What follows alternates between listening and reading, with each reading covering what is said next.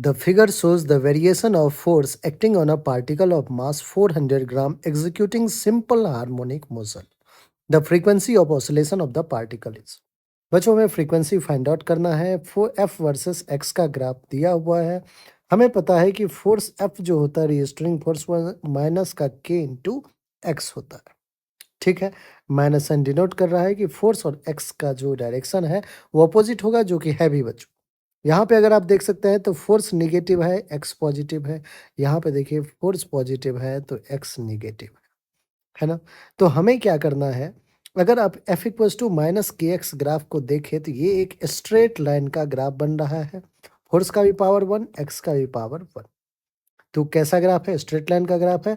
के क्या है बच्चों? स्लोप। के is slope of this graph. के क्या है बच्चों? Slope of this graph. क्यों ना हम फटाफट क्या करें, एक स्लोप कैलकुलेट कर ले इस ग्राफ का।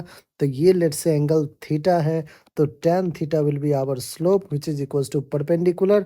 परपेंडिकुलर बच्चों कितना है? -20 अपॉन बेस कितना है बच्चों? तो 2 है।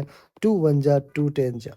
अब tan थीटा जो है वो स्लोप है, और स्लोप क्या है हमारा? के है। बच्चों मैं मैग्नीट्यूड की बात करता हूँ, जरूर स्लोप आपको निगेटिव दिख रहा होगा, लेकिन माइनस साइन भी तो लगा हुआ है ना।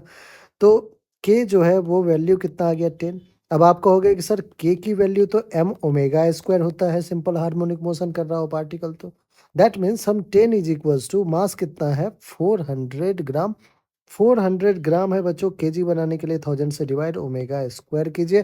देखिए यहाँ पे कैंसिल आउट करेंगे, एक जीरो ने एक जीरो कैंसिल किया, एक जीरो ने एक जीरो कैंसिल किया, 4 1 जा 4 25 जा 25 into 1 will be 25 is equals to omega square. So omega will be 5। अब ओमेगा अगर हमें पता है बच्चों तो ओमेगा इज एंगुलर फ्रीक्वेंसी, और हमें चाहिए लीनियर फ्रीक्वेंसी।